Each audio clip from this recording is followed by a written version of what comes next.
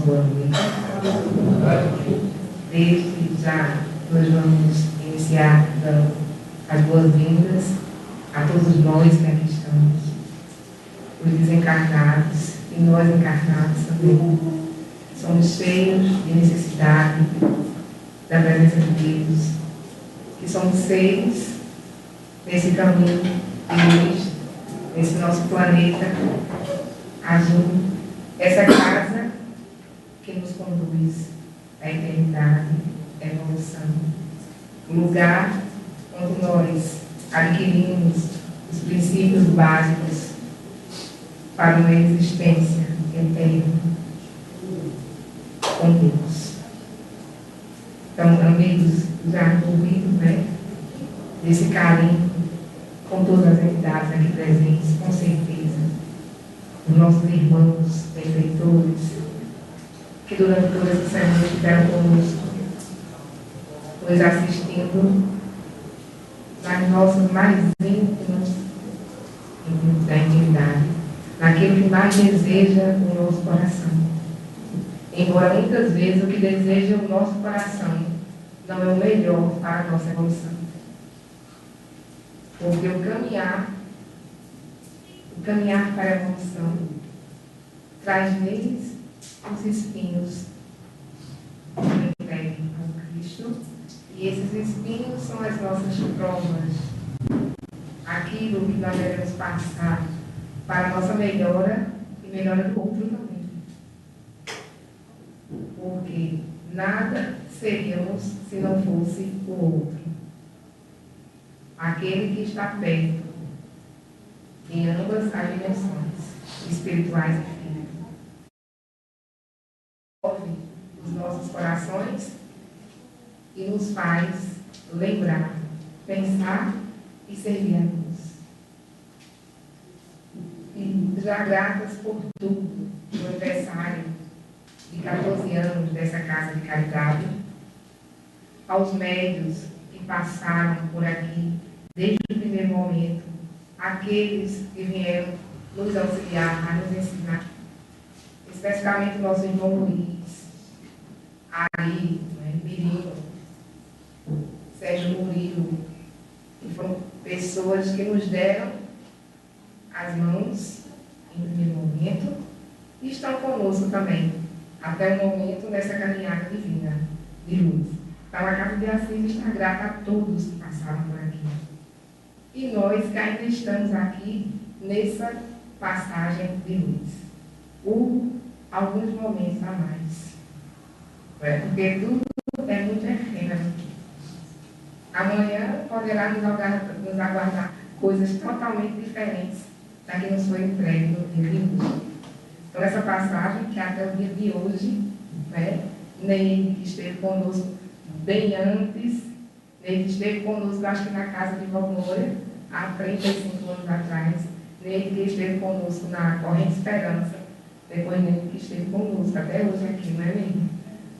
Já vimos, vivemos e crescemos nessa obra de luz e caridade feita pela espiritualidade da Casa de Assis.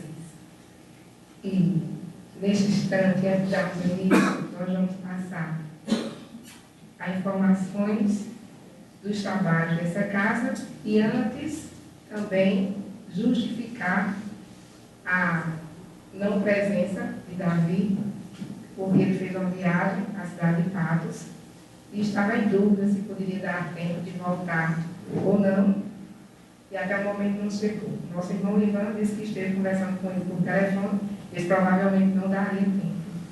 Então, estamos aqui hoje, eu não vou chamar esse nome sozinhos, porque Davi tão conta de tudo que a gente esse exercício também é bom, não é, Ivan? Esse exercício de vez em quando é bom, porque nós, em momento nenhum, nós estamos sozinhos, nem hoje, nem há 30 anos atrás, nem há 14, nem 5, nem a eternidade. Nós estamos sempre muito bem assessorados aonde quer que estejamos. E talvez a gente nem chame por eles, mas com certeza eles não deixam nossos irmãos de cuidar de nós. E nem só um momento. Então, Amigos, a Casa de Assis é composta dos seguintes trabalhos. Na segunda-feira acontece, às 7h30, o trabalho de desobsessão. Para participar do mesmo, você precisa vir fazer acompanhamento fraterno nas terças-feiras, de 6 às 7. Hoje eu quero pedir perdão porque eu esperei dar até 10 para as 7. Quando eu 10 para as 7, eu corri para cá e cheguei um pouquinho atrasada. Nas terças-feiras, acontece o acompanhamento fraterno, nós participamos e essa palestra pública.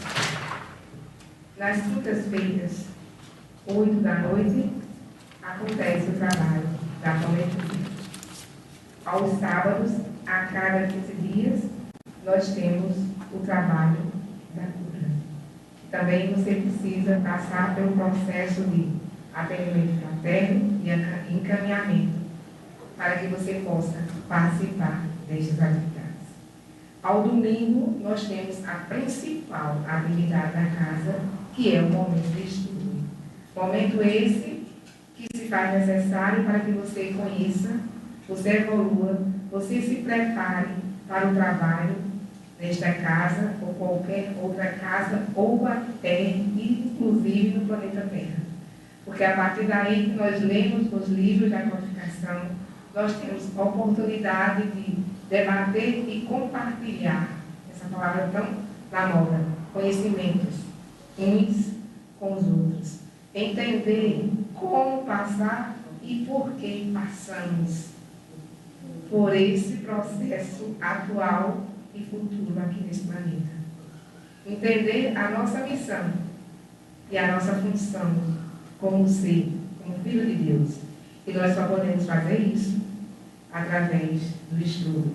E fazer isso de forma coletiva é extremamente gratificante. Então, a cada 15 dias, nós temos um grupo alternado de estudo. No próximo domingo, 9 da manhã, será aberto a todos, aqueles que visitam e desejam. No domingo seguinte, para os médios ou para quem deseja, em algum momento, trabalhar no trabalho da mediunidade. Então, já dados os avisos, eu vou convidar nossa irmã Doraci para fazer a prece de abertura.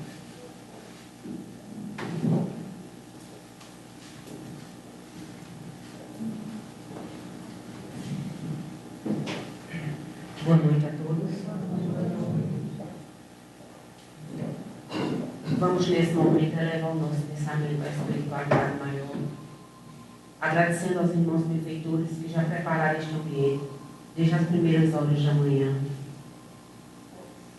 e mergulharmos nessa psicosfera de paz, de luz que rege essa casa de Assis, pedindo ao Pai de misericórdia e bondade que ilumine o nosso palestrante da noite de hoje, para que suas palavras sejam sementes benéficas que caiam em terrenos férteis, em terrenos propícios à semeadura desta palavra que aqui será lançada.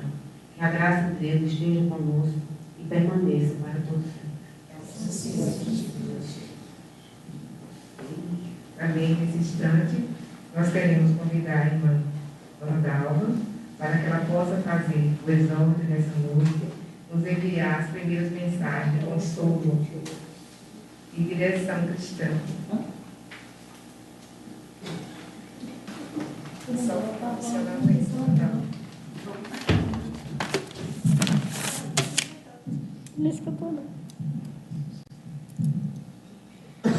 Boa noite a todos. Sejam todos bem-vindos. A nossa historinha de hoje tem o seguinte título: Faça-se a luz. Muitos anos havia se passado desde que um renomado empresário indiano fundou sua empresa, destacando-se no ramo comercial por sua sagacidade, por suas habilidades de negócio, por ser um líder exemplar. Porém, depois de tantos anos à frente da sua corporação, havia chegado o momento da sua aposentadoria. Assim, ele convidou os seus 2 filhos para a sua casa, a fim de lhe participar dos seus planos futuros. Meus filhos, vocês são homens bons, honestos e capazes. Vou aposentar-me, porém não sei qual de vocês 2 indicaria para me substituir na presidência da empresa. Sendo assim, irei testá-los. Aquele que se mostrar apto para realizar as tarefas da qual os incumbirei será o meu substituto. Os filhos se olharam apreensivos, ansiosos por ouvir do pai missão que deveriam cumprir. Receberam de suas mãos, cada um de vós, uma moeda. Sua tarefa é com essa única moeda comprar algo que preencha por completo minha casa. A moeda era de pouco valor. A casa, por outro lado, era grande e importante. Ambos subiam e se mostraram, portanto, muito difícil cumprir aquela missão. O filho mais velho, todavia, não perdeu tempo. Foi ao mercado local e começou a pesquisar o preço de todas as mercadorias diversas. Depois de muita pesquisa, percebeu que o que poderia comprar com o pouco dinheiro de que dispunha era palhas. Assim adquiriu o que pôde e começou a carregar para a casa do seu pai. Contudo, aquela palha não foi suficiente para cobrir apenas uma parte do piso da residência. Muitas horas se passaram e o filho mais novo não retornava à casa do seu pai. O irmão mais velho chegou a crer que tivesse ele desistido da tarefa. Todavia, ele havia parado para refletir sobre a missão da qual foram incumbidos. Ele sabia que o genitor esperava que o vencedor provesse astúcia, perspectiva e sabedoria. Quando o filho mais novo retornou ao lar, era noite. Carregava consigo pequeno embrulho. Quando viu, o seu irmão zombou dele, dizendo: "Você realmente espera preencher toda a casa do nosso pai apenas com isso?" Ele nada disse. Abriu o pequeno embrulho e retirou algumas velas. Colocou uma vela em cada cômodo da casa. Quando a acendeu, a casa toda estava cheia de luz. Moral dessa nossa história, para nossa reflexão. A existência de todos nós se torna em uma série de sucessos de escolhas que geram consequências que, por sua vez, exigem novas escolhas que resultarão em novas conquistas, num ciclo que se repete constantemente. Qual a melhor escolha? Qual caminho devo seguir? E se houvesse tomado outra decisão? E se eu tivesse dito não?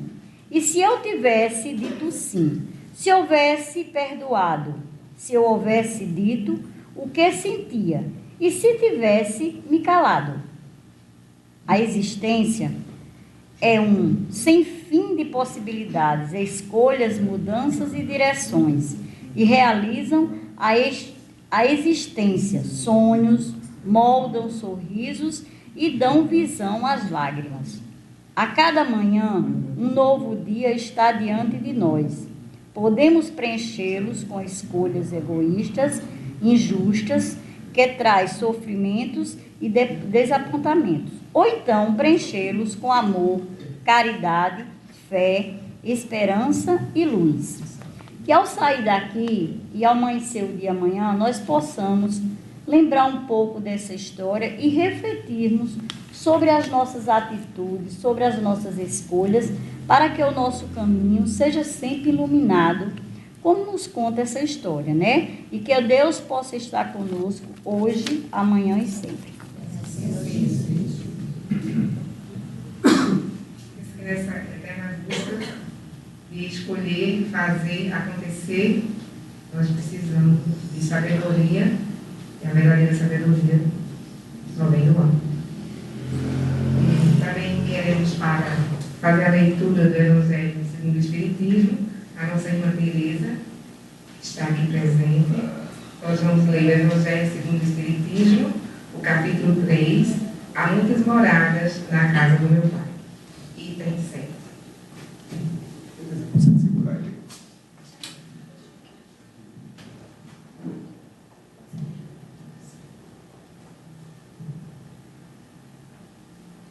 Uma ideia muito falsa dos habitantes de uma grande cidade seria feita se eles fossem julgados pela população dos bairros mais humildes e sóbrios.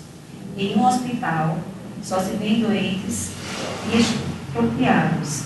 Em uma prisão, vêm-se todas as torpezas, todos os vícios reunidos nas regiões insalubres, na maior parte dos habitantes de São Paulo, fracos e doentes. Pois bem, que se considere a terra como um bairro, um hospital, uma penitenciária, uma região insalubre, visto que ela é ao mesmo tempo tudo isso, e se compreenderá porque as aflições superam as alegrias. Portanto, não se enviam pessoas saudáveis para um hospital, nem as que não fizeram mal algum para as prisões. E nem os hospitais e nem as penitenciárias são lugares de prazeres. Ora, assim como numa cidade, toda a população não está nos hospitais ou nas prisões. A humanidade não está toda sobre a terra. Assim, como se sai do hospital quando está curado, ou da prisão quando se cumpriu a pena, o homem deixa a terra e vai para os mundos mais felizes, quando está curado das suas enfermidades morais.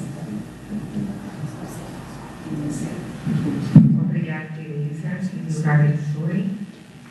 Nesse momento, nós vamos convidar para essa noite nosso irmão Leonardo, que vou ter prazer de ouvi-lo pela primeira vez. Mas ele quase não estava quando ele esteve aqui.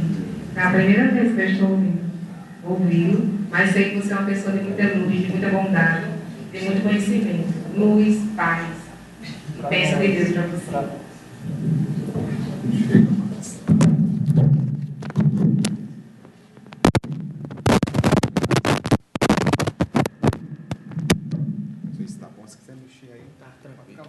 Boa noite, pessoal.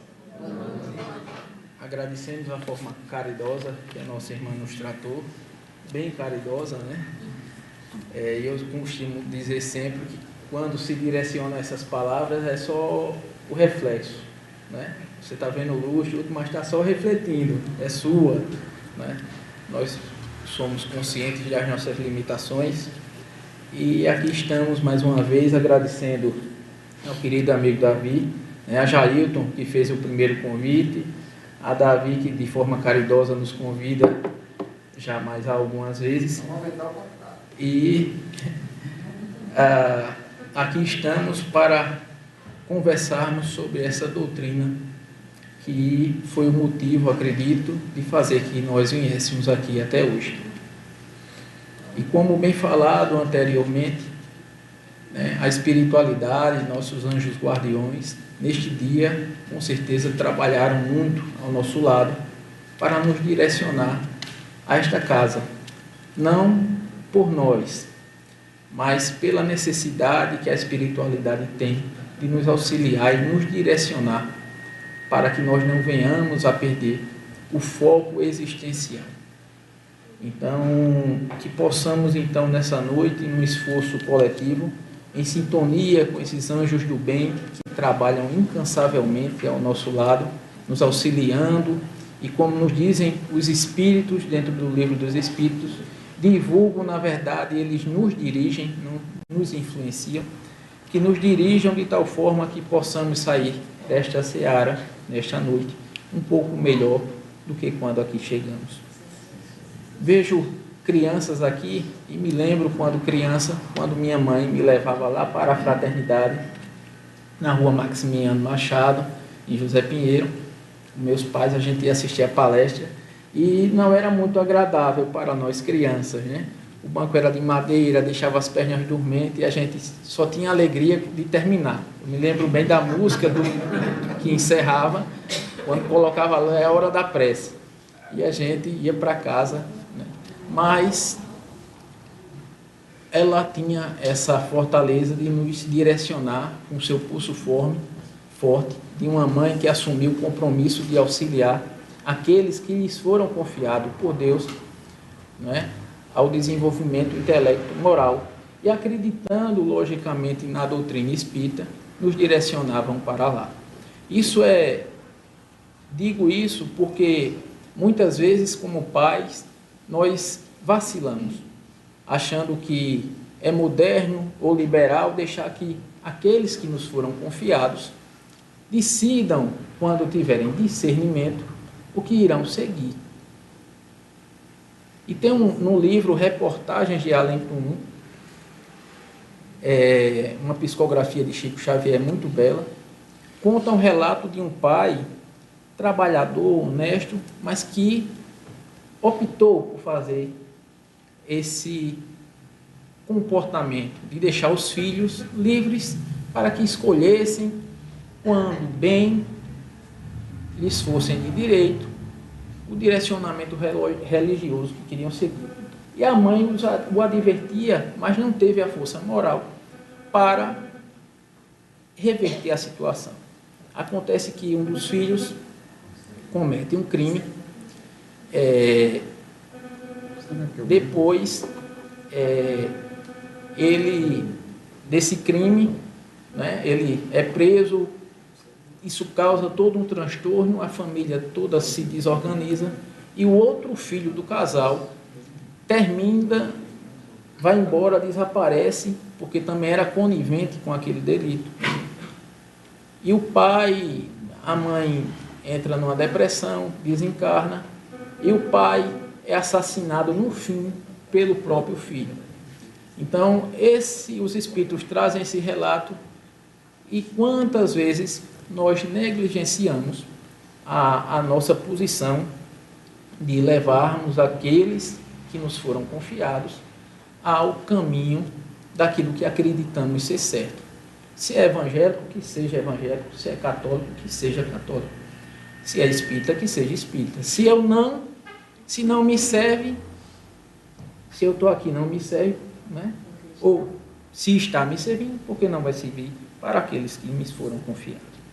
Mas na mensagem de hoje, né, e quando lida, quando fui perguntado, peço desculpa que cheguei quase igual com o Davi, porque eu estava numa consulta médica e foi uma correria louca, deixei o pessoal lá na consulta e corri, me despedi da médica, sinto muito, não posso aguardar, porque não vai dar tempo.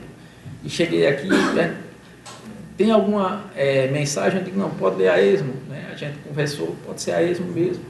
E a mensagem me fala das diversas moradas da casa do Pai. E quando Jesus fala isso para nós, lá 2000 anos atrás, ele já trazia uma conotação de mundo totalmente diferente para todos nós. O que vem a doutrina espírita, como prometido a ele quando prestes a deixar o planeta, que rogaria ao Pai que mandasse um consolador, que relembraria tudo o que ele falou, acrescentaria muito mais. E aí a doutrina espírita vem com esse papel de esclarecer e mostrar as formas diversas de mundo que, pelo nosso mérito, e não tem outra forma, não tem como a gente pagar uma morada melhor na espiritualidade, a não ser pelo nosso proceder, de forma meritória, nós galgaremos a um mundo melhor, quando menos tivermos infelicidades, imperfeições dentro de nós, porque sabemos que a nossa infelicidade, as nossas imperfeições são justamente a causa dessas. A mensagem da Mansão do Caminho do dia 17/8, ela foi postada lá e diz assim: reclamações indevidas. Nunca te queixes, nem relaciones ingratidões. O ingrato sabe que o é. Amargurado, autopune-se. Infeliz, aflige-se. quanto a ti, segue adiante. Jesus, que é perfeito, experimentou entre os homens o sarcasmo, a desolação, a negativa e a traição, ensinando-nos que o amor, para ser verdadeiro, é paciente, tolerante e compreensivo, jamais reclamando, pois que ele sabia que a terra é ainda uma escola de redenção, e os homens que a habitam encontram-se em processo de aprendizagem e complementação espiritual. Não reclames, pois nunca mais. Quando nós lemos uma mensagem dessa, e aí, logicamente, o primeiro que lê somos, quem está lendo, era eu, né? Eu lia e a gente vê o quanto, muitas vezes, de fato, a gente se coloca numa situação de ingratidão para a vida. Nós reclamamos muito mais do que agradecemos. Somos inconformados quase sempre com tudo que nos acontece. E desacreditamos que acima de nós reina um Pai soberanamente justo e bom, que só quer o nosso bem. E aí, nas nossas limitações, que são logicamente compreensíveis como encarnados, porque estando como encarnados sabemos que não é fácil a existência. Lembro sempre da história, acredito que aqui já falei, de Dona Laura, a mãe de Lícias, dentro da coleção de André Luiz, um espírito de um nível elevado, mas quando ela vai reencarnar, ela pede que todos orem por ela. E André Luiz fica, mas por que uma mulher num nível desse? E ela diz, André, estar encarnado não é fácil. Então, quando aqui estamos, somos limitados. Não nos lembramos do que fizemos. E aí entra a primeira situação, porque na grande maioria nós nos colocamos como injustiçados, inocentes. E aí, se a gente passa na situação de que somos inocentes, nós tiramos a justiça de Deus. Deus passa a não ser justo, porque nós podemos ser vítimas das circunstâncias, mas jamais inocente. Imagine uma pessoa que só fez o bem. Então, segundo Jesus, nós somos herdeiros das nossas próprias ações, a cada um segundo as suas obras. Assim disse o Mestre. E a pessoa que só fez o bem está lá com um câncer terminal, sofrendo. E a gente olha e diz, meu Deus, não é justo. Como alguém que é tão ruim está ali sadio, bom. E essa pessoa que, aos meus olhos, diante desse histórico de vida, uma pessoa que se esforçou, que tem lá suas limitações, mas no geral uma pessoa boa, essa pessoa está com câncer. Então, um inocente desse, como uma criança, quando a gente anda pelos corredores dos hospitais, na área infantil, ultimamente, devido a um problema de saúde da minha filha, percorri muito os hospitais nas áreas infantis, e a gente via lá as crianças, os meninos de 2 anos, 3 anos, com problemas terminais seríssimos. E se não conhecêssemos, eu digo sempre, se não fosse a doutrina, eu não acreditaria em Deus. Não faria sentido. Então, se a gente perde essa conotação, a gente, é o inocente. Não, ele pode ser vítima, mas inocente jamais. Porque se é inocente, não deve. E se não deve, o Pai é injusto. Porque está aplicando uma situação indevida a alguém que foi dito que nós sempre colheríamos o que plantamos. Então, como é que eu posso colher algo que me prejudica, que é ruim, se eu não fiz nada para isso? Então, essa situação, no livro dos Espíritos, na parte inicial dele, quando ele vai apresentando o mundo espiritual a nós, é perguntado na questão 114, os espíritos são bons ou maus por natureza? Ou são eles mesmos que se melhoram? A resposta, são os próprios espíritos que se melhoram, e melhorando-se, passam de uma ordem inferior para outra mais elevada. Ou seja, a doutrina espírita aqui quebra aquela situação de que Deus vai fazer por mim. E aí eu converso sempre com os amigos, a doutrina espírita diz, olha, Deus faz com você. Você é coautor. Porque, logicamente, dentro da perfeição de Deus, diante de todos os recursos que Ele nos coloca à disposição, Ele tem uma grande parte. Por isso que eu já escutei numa música, que vocês conhecem, que diz que toda a honra e toda a glória é do Pai, verdadeiramente. Quando vemos os relatos nos livros espíritas, os espíritos de alto nível em conversação, seja nas obras de Manuel Filomeno de Miranda, seja nas de André Luiz, seja naqueles que trouxeram o mundo espiritual para nós, quando os espíritos superiores estão conversando, que alguém vai dizer: ah, meu irmão, como o senhor é obrigado, o senhor é maravilhoso. Não, maravilhoso é o Pai, é meu Pai que me permitiu estar aqui. E por isso, quando Jesus foi dito: Senhor, tu és bom, aí tu não, Jesus disse: bom é o Pai, é porque é humilde, não, consciente.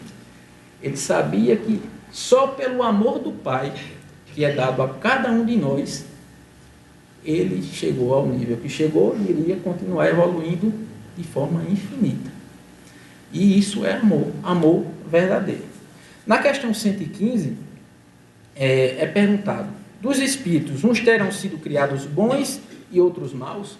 Isso era Kardec, justamente questionando e aprofundando as questões. Kardec, dentro da sua missão de codificar, e por isso que nós, quando a pessoa diz: ah, você é espírita kardecista, não, sou espírita. Kardec codificou, ele organizou, mas a doutrina é dos espíritos, não é de Kardec. E mais na frente, já quando a gente parte para a parte final do livro, nós vamos entender por que o livro dos espíritos foi escrito, está lá dito por eles. E no item 8º da introdução nos é dito que espiritismo se aprende com os espíritos, porque diante do projeto católico, diante do projeto protestante, que infelizmente fracassaram, a espiritualidade maior vem e despersonifica. Olha, se botar na mão dos homens, dá errado. Como o Raul Teixeira nos diz, o maior adversário hoje dos espíritas, do espiritismo, é os próprios espíritas, não são outras pessoas. Então, os espíritos vêm e é conosco agora. A gente vai ditar e vocês vão escrever, e aqueles que se submeterem estarão numa vinculação segura, em paz, tranquilos, porque nós seguiremos algo maior, mais profundo, né, do que a nossa razão. Então é perguntado, né, dos espíritos, uns terão sido criados bons e outros maus? Olha que coisa interessante. Deus criou todos os espíritos simples e ignorantes. Isto é, sem saber. A cada um deu determinada missão, com o fim de esclarecê-los e de os fazer chegar progressivamente à perfeição pelo conhecimento da verdade, para aproximá-los de si. Nesta perfeição é que eles encontram a pura e eterna felicidade, passando pelas provas que Deus lhe impõe e que os espíritos adquirem aquele conhecimento. Uns aceitam submissos estas provas e chegam mais depressa à meta que lhe foi assinada. Outros só a suportam murmurando e, pela falta em que desse modo incorrem, permanecem afastados da perfeição e da prometida felicidade. Então, os espíritos aqui já estão nos colocando em uma situação de uma consciência diferenciada. E diferenciada por quê? Porque quando nós nos aprofundamos na doutrina espírita, no estudo, que ela foi feita para ser lida, nós vamos entender que cada um de nós tem um projeto reencarnatório. Os espíritos já nos dizem: quando vocês vão reencarnar, se vocês tiverem alguma condição, vocês serão chamados, convidados a decidir. Tal prova, eu vou passar por essa, é necessário. Muitos são compulsórios, não tem condição. Vem de forma compulsória, ele não opta em nada. Então, nesse projeto reencarnatório que você decidiu, não é? E por isso que muitas vezes aqueles desencarnes que são utilizados no ventre, né? A mãe aborta naturalmente, faz de tudo. Isso aconteceu na primeira gestação da minha esposa. De forma inexplicada, o cordão afrouxou, o líquido começou a voltar e nós passamos 7 meses. Dia sim, dia não, ia para o hospital para auscultar, para ver se estava lá. E já pertinho, eu digo, agora vai. Pertinho de 7 meses, mas não foi. Na próxima ausculta que se fez, o bebê tinha retornado. Fizemos, eu que ajudei a fazer o parto, foi uma situação bem assim, colocou, foi para o laboratório em Minas Gerais. Feito todos os exames, nenhuma causa física, biológica, nenhuma. E aí acreditávamos, como os espíritos nos dizem em diversos relatos, o espírito não aguenta a prova que vai passar e ele desiste, ele tem esse direito. Que tinha sido uma desistência, porque não existia fato nenhum, nem nosso, como pais, queríamos a criança, nem biologicamente que justificasse aquele abortamento natural. E aí nós vamos vendo que, olha, se tem um projeto para mim, aí é como eu começo a brincar com algumas pessoas que eu conheço.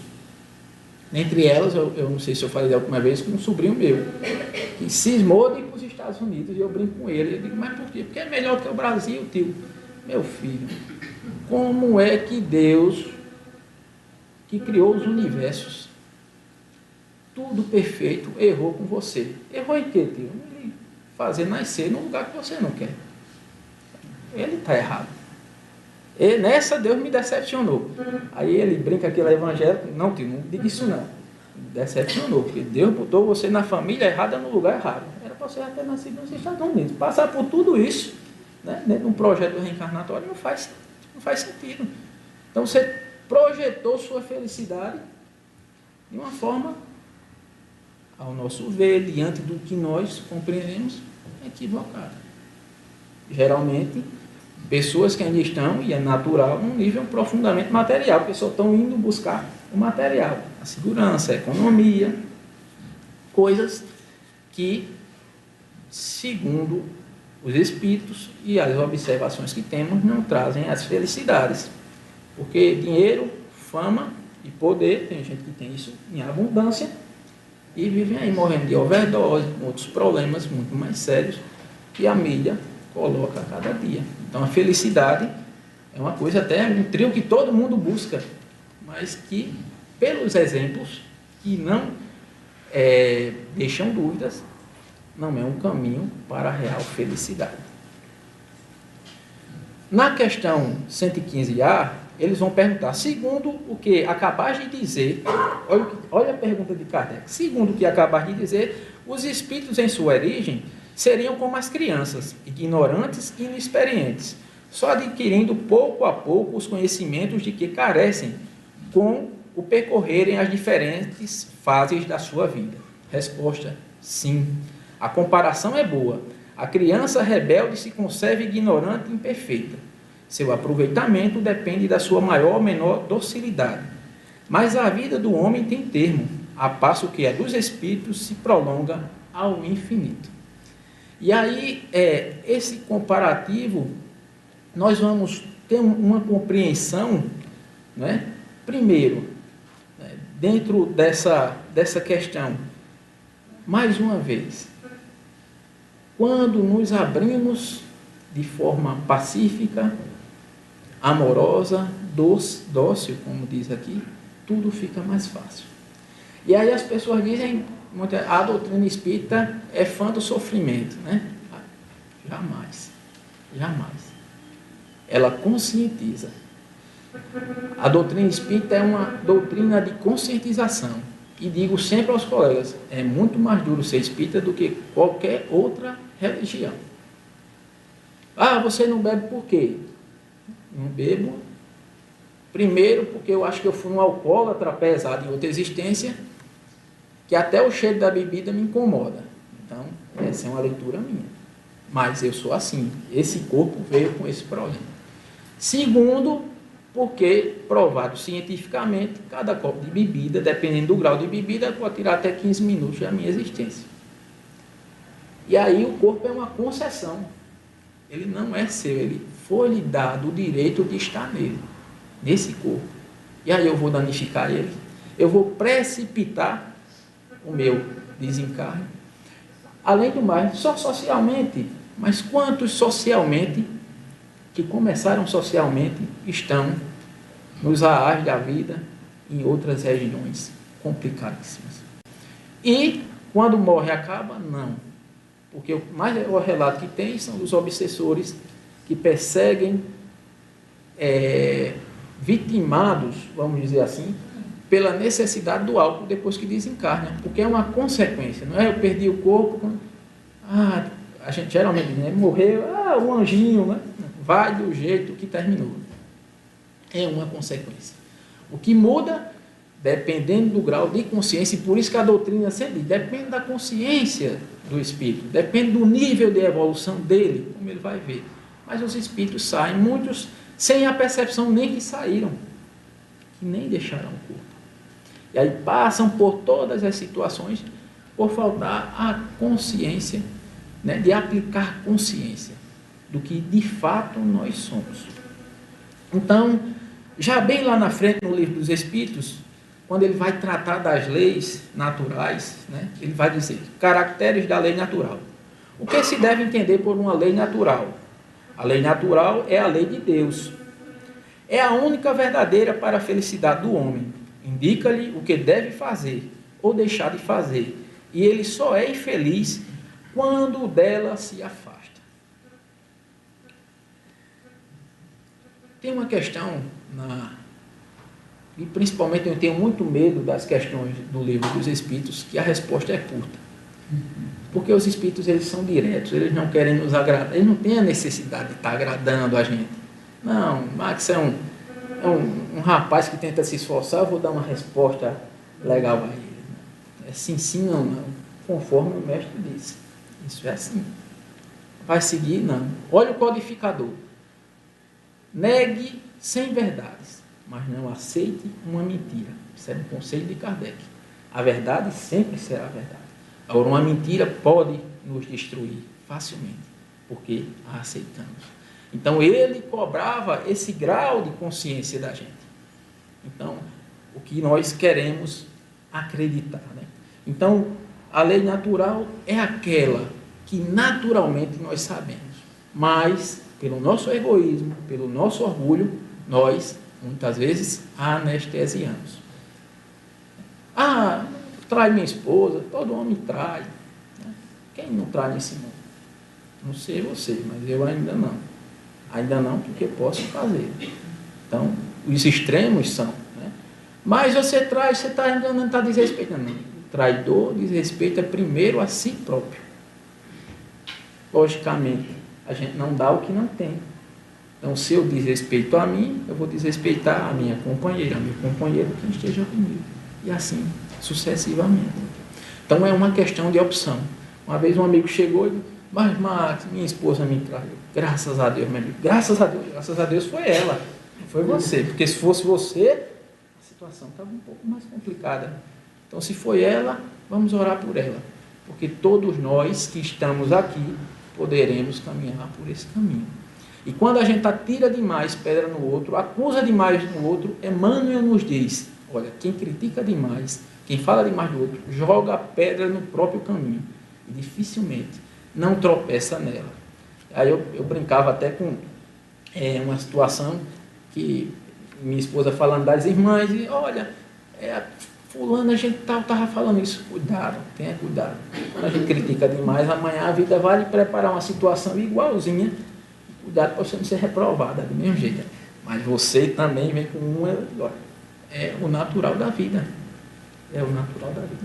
E isso os Espíritos nos dizem. Por isso que Jesus disse, não julguem, não condenem. Olhe o melhor que o teu irmão tem. Por que será que ele nos disse isso? Retém o que é o melhor. Aí a gente vai para o que é o pior. Convivo com o Ivan 30 anos. Aí a pessoa diz, mas rapaz, tu viu que Ivan, aquela coisa está melhorando naquela situação? Mas também tem isso de errado. Você não viu, não? Aí Jesus diz, olha o que é bom. Por quê? O que é bom é o que soma a mim para eu melhorar. O que é ruim, se for ruim, só vai ser para ele. Deixa lá, que ele se resolva e eu vou tentar resolver o meu. É aquela história do argueiro e da trave, né? A gente com a trave do tamanho do mundo, olhando o argueiro do olho, o nosso irmão, o nosso semelhante. Então, Jesus era muito esclarecedor para nós. Ele nos amava e nos ama demais, ao ponto que Chico Xavier nos diz: não existe frase mais verdadeira para mim do que amai-vos uns aos outros, como eu vos amei, porque ele nos amou. Tudo que ele sabia do Pai, ele nos disse. Tirou o véu, né? E, sabendo de tudo que passaria, continuou a nos amar, nos prometeu que estaria conosco sempre. Né? Estarei com vós sempre. As ovelhas que tinham sido confiadas a ele. Então, diante disso, na 615, é eterna a lei de Deus. Aí os Espíritos dizem, eterna e imutável, como o próprio Deus. Ou seja, não muda. É aquilo e pronto. O que falta é a gente se submeter. Porque a questão da ingratidão, como lida anteriormente, né, ela vem justamente nesse sentido. Qual é o grande problema, que eu brinco com alguns juristas que conheço, eu digo, o grande problema do pessoal do direito é que eles não se submetem à lei. As leis lá estão e eles não se submetem. Burlam o tempo todo. Para o contador, sou eu, é trabalhar no mundo para burlar a lei. Porque ninguém quer pagar imposto, porque imposto é ruim, porque isso, aquilo, outro. Então, nós não nos submetemos. Assim como dentro da questão doutrinária. Os Espíritos não dizem que é assim e pronto. Como é o procedimento de quem está numa mesa mediúnica? Pode fazer isso? Não, não deve. Aí a gente vai abrir concessões. Vai abrir o anteparo todo para ser uma porta e a casa vir a cair? Então, a gente... Agora, vai desproteger quem errou? Jamais.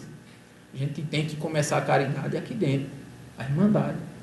E isso nós vemos no livro Perturbações Espirituais, o que encerrou as 3 obras magníficas: Transição Planetária, Amanhecer de uma Nova Era e Perturbações Espirituais, que veio diretamente para os espíritas. E aí, Manuel Filomeno de Miranda vai mostrar um fato lá de um presidente espírita de uma grande seara espírita que se equivocou, perdeu a esposa, fez um bocado de besteira, mas os irmãos da casa o chamam, conversam com ele assume o erro. A partir daquele momento, os espíritos tinham colocado nele, já estava a obsessão tão grande que eram os ovoides. E Dr. Bezerra de Menezes, dado ao trabalho, chega lá, tira 3 e deixa 2. E aí Manuel Filomeno Miranda diz, mas por que você não tirou os outros 2? Não, porque se tirasse ia dar um problema. Olha o espírito, né? Um outro nível. E aí, quando ele assume o erro, que realmente se compromete a mudar, e os irmãos dizem, olha, você vai continuar conosco, a gente está aqui no mesmo barco.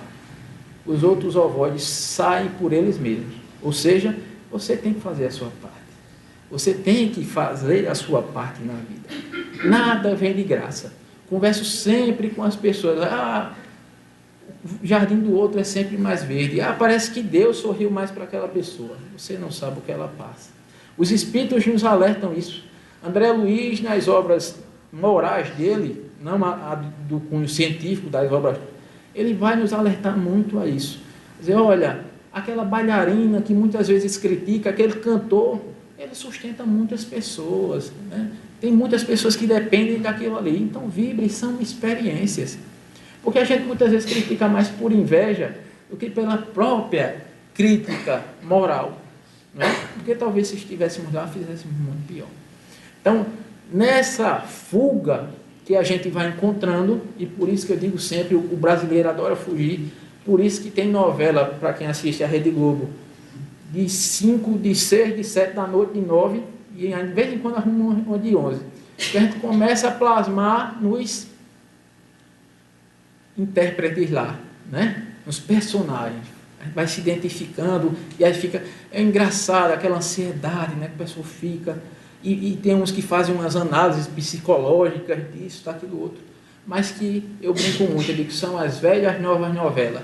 Me mostra uma novela que tem um enredo diferente. O mal o tempo todo, o último capítulo para se resolver tudo, para sair um bonzinho. Não muda. Desde quando eu me entendo por criança, é a mesma história, a mesma coisa. E a gente ia perder tempo existencial. Porque o problema, e aqui eu vou só na 785, quando ele diz qual é o maior obstáculo ao progresso, lá dentro da lei de progresso. O que é que vocês acham que os Espíritos respondem? Qual é o maior? E aí é o progresso como um todo, social, coletivo, individual. O orgulho e o egoísmo. Refiro-me ao progresso moral, porquanto o intelectual se efetua sempre. É o que nós vemos hoje. A intelectualidade, o que nós temos de recurso que avançou, grandioso. Joana de Ângeles, acredito que já recebendo lá no plano espiritual os desencarnados da Era Nova, nos adverte. Recursos maravilhosos, mas profundamente mal utilizados. A gente chega numa repartição, a pessoa está trabalhando no WhatsApp. Não faz sentido. Se você está no seu trabalho e usando o WhatsApp, você está roubando o seu patrão, você está roubando a sua função. Roubar não é só pegar alguma coisa dentro do bolso, não, porque você está sendo pago para executar, para trabalhar. Então é uma atitude egoísta e orgulhosa. Você só está pensando em você e se acha no direito de fazer aquilo. É quando tem as paralisações. Greve de ônibus. Vai reivindicar o seu salário melhor, ótimo. Mas muito pai de família não vai para o trabalho, vai ter as necessidades. E quem vai arcar com isso? Então a gente tem que achar um meio diferente de ajustar isso. Porque se eu for pensar no meu direito, vocês forem pensar cada um no direito individual de cada um aqui, a gente não tem mundo social, a gente não tem evolução. E a espiritualidade nos mostra justamente isso, a renúncia, que é um outro passo para a felicidade. Quantos renunciaram? Renunciaram a situações difíceis, a relações difíceis, se apagando dentro da relação, mas pelo bem da maioria. Quantos renunciaram no trabalho, tornando do seu trabalho uma alegria, uma felicidade, para o bem de outros? E aí lá na frente você vai ver pessoas, de certa forma, felizes, tranquilas, porque a consciência cumpriu. Mas aqueles que geralmente, como a gente diz, chuta o pau da barraca, explodem, não é? Como é que fica? Na grande maioria das vezes, a impulsividade nos faz arrepender o que nós fazemos, as nossas atitudes. Dificilmente a gente não toma uma atitude repentina, intempestiva, para não se arrepender. E muitas vezes a espiritualidade, o anjo da guarda, faz de tudo. A gente vai dar um recado, vai falar mal no telefone, o telefone desliga, acontece, mas a gente vai lá, teima, liga de novo, porque tem que dizer. Eu vou guardar isso, eu vou deixar isso comigo? De jeito nenhum. Eu não tenho sangue de barata. E aí a gente vai arrumando desculpa de tudo que é jeito para burlar a nossa consciência. Só que, naturalmente, a gente herda as nossas atitudes. E aí a gente começa a botar Jesus muito longe da gente, porque vai sendo um modelo e guia, como citado lá na questão 625 do Livro dos Espíritos, né? Existe alguém que veio Jesus, ele é o modelo e guia, não só o modelo, o guia de vocês. Então, a gente se aproxima ou renuncia diante dos testemunhos que a vida nos pede, porque somos importantes aonde quer que estejamos. A gente vai dar aqui testemunho. Aí, só testemunhar quando está bom a situação, quando está tudo ok. E amanhã, se aquela pessoa que eu mais ame não estiver comigo, se ela resolver partir para uma vida que não comigo, e aí? Eu vou ser infeliz por isso? Não vou deixar, como tem os absurdos que vemos a cada dia, da violência, da ignorância, do homem tirar a vida da mulher porque ela não quis mais deixar com ele. Quantos casos aí?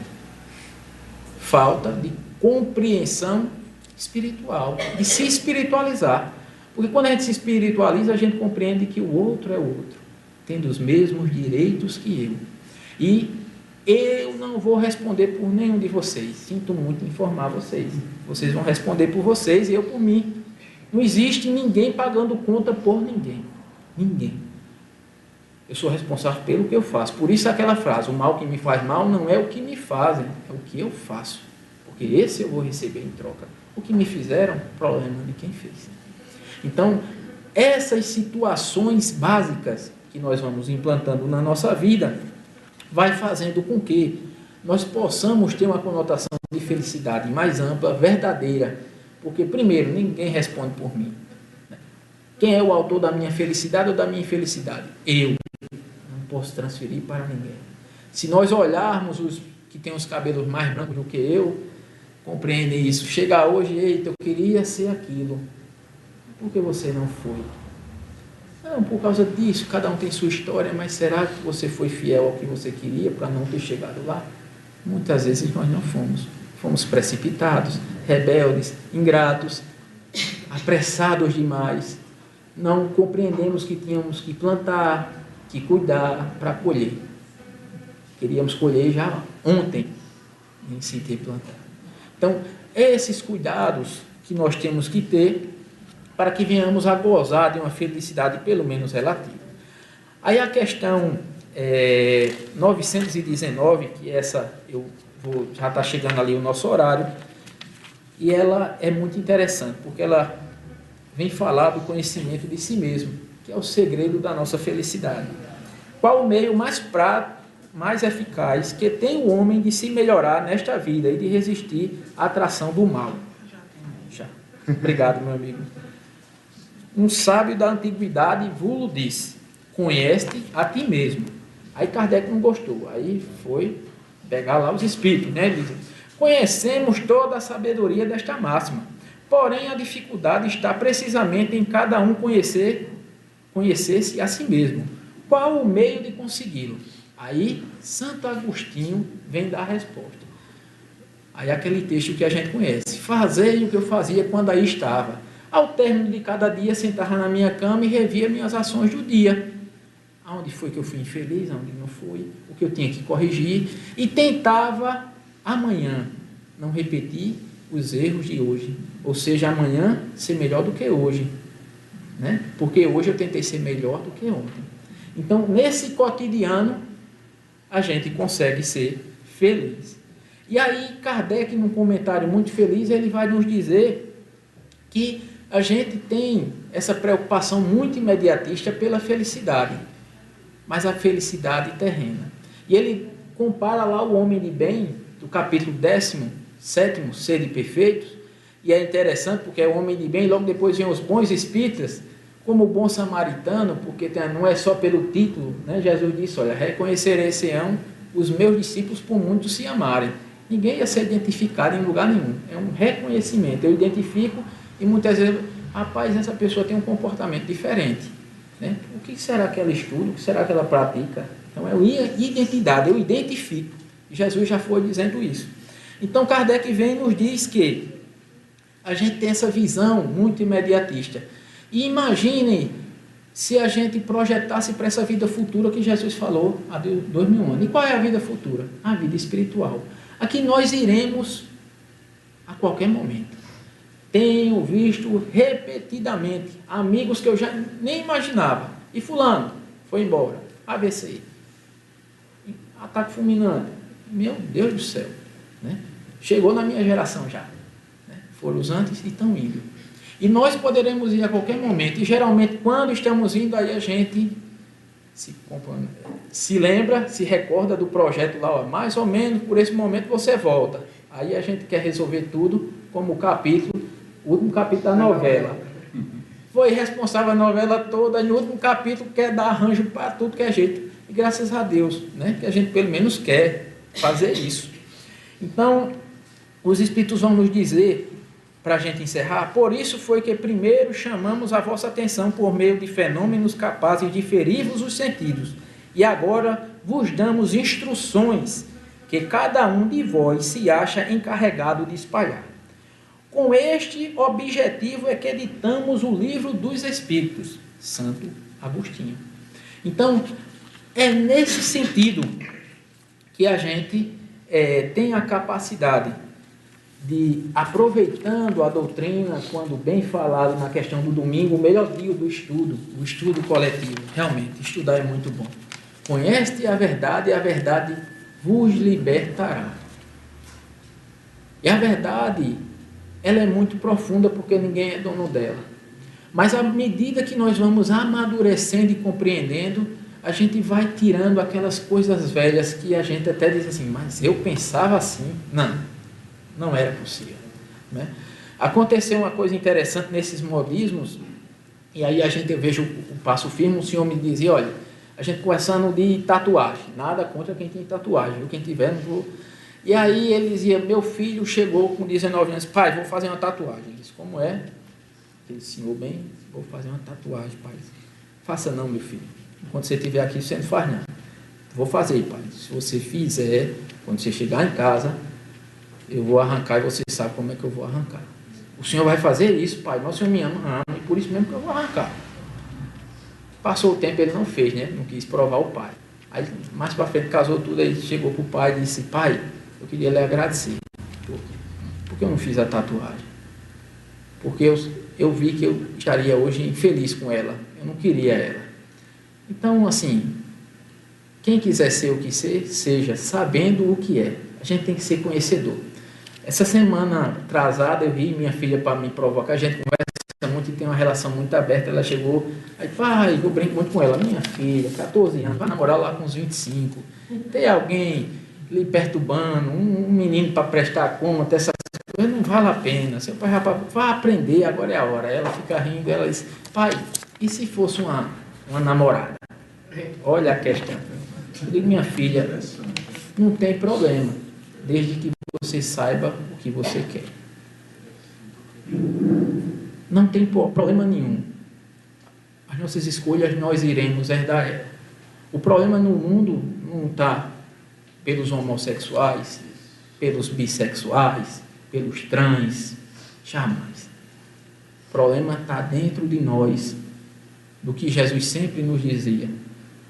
A inveja, o ciúme, a maldade, o orgulho, se achar um melhor do que o outro, fazer as coisas sem a menor responsabilidade. Dirigimos muitas vezes sem ter condição de dirigir. O carro atrasado, a carteira vencida, e lá vai, provoca acidente e por aí vai. O que precisa é educação no trânsito.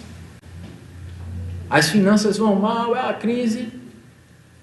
Pode olhar que você é deseducado, como dizem os espíritos. Quando a conta não estiver fechando, veja seus haveres e seus deveres. Ele deve estar desequilibrado.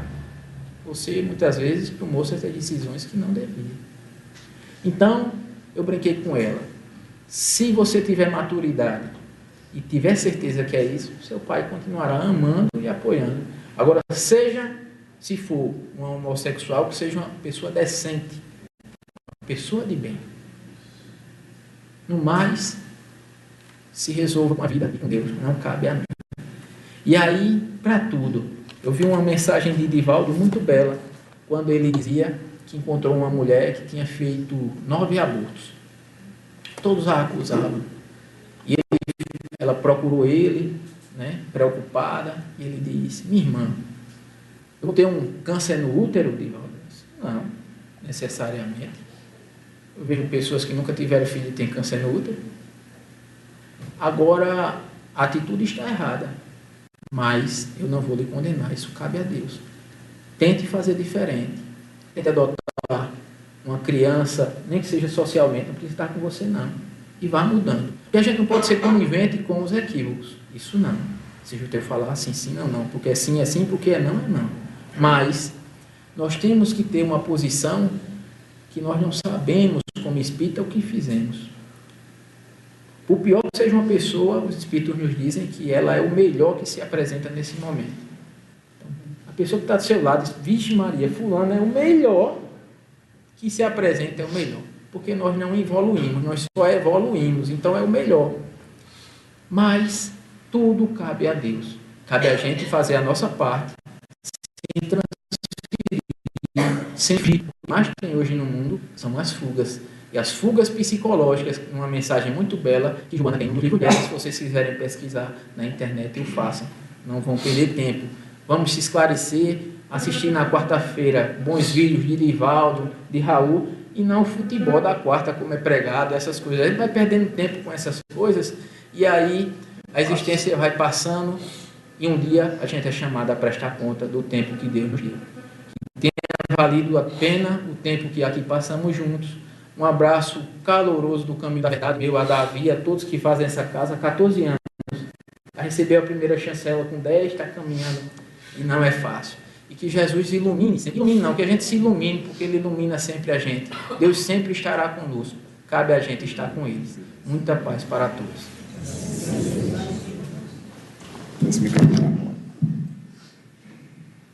Max, nosso muito obrigado, nossa gratidão por sua presença, por suas palavras, que nos trouxe direção, alívio, avivamento, né?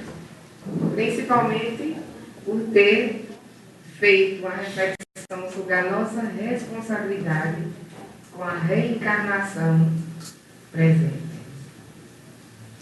E hoje foi um dia que realmente eu passei, eu lembrei não, eu fui reportado várias vezes, meu Deus, o que eu fiz no passado, né? Porque às vezes o trabalho de professor é bem divertido, hoje foi bem divertido, o dia inteiro. Eu disse, meu Deus, olha, eu estou aqui e eu não vou mudar. E espiritual, com certeza, passou o dia inteiro comigo e dizia, não é ainda que eu vou, não é em outro lugar. Não são dos lugares fáceis que nós aprendemos, mas são as lições difíceis que nos edificam. E foi isso que você nos passou para que possamos viver todos esses nossos momentos sem dizer não. Não reclamo. Isso é o amor de Deus em nossa vida que está acontecendo no dia de hoje. E também recebemos aqui duas comunicações. E a primeira diz assim: boa noite a todos e a todas. Pois é, foi justamente nessa insolidariedade que me encontrei. E aqui estou para contar apenas um pouco da minha vitória em Cristo Jesus, que me reergueu e me deu mais uma chance, enviando para me tirar daquela prisão espiritual que me encontrava. Quando meu corpo faleceu e minha consciência me prendeu aos tantos fatos que cometi, inclusive me sentindo uma suicida. Não por ter tirado a minha vida de maneira drástica, mas por ter me matado aos poucos durante minha vida na Terra. Eu encarnada,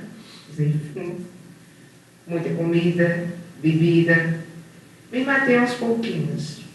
Só tenho hoje agradecer ao Deus Pai que me comparou, me encontrou deste lado no hospital e ter me tirado, não totalmente, porque dependia também de mim, da prisão emocional. Digo-lhe, cuide além do espiritual, cuide do corpo também, e cuidado, muito cuidado com as atitudes que tomais no espírito em evolução. A segunda comunicação diz assim: irmãos, estejam na mais santa paz de Deus. Hoje, o mundo vive com o mal do século chamado depressão. Esse mal que assola muitos que aqui estamos, inclusive a você, querida irmã e filha. Digo filha porque adotei em meu coração e me foi dada a incumbência de guiá-la e ampará-la neste mundo, nesta vida. Sabe naquele dia que você estava chorando em sua cama, chamando a ajuda de Deus, dizendo que nessa vida nada te dá prazer e te traz felicidade? Ora, eu estava ali com você. Deus, nosso Pai Todo-Poderoso, não desampara seus filhos.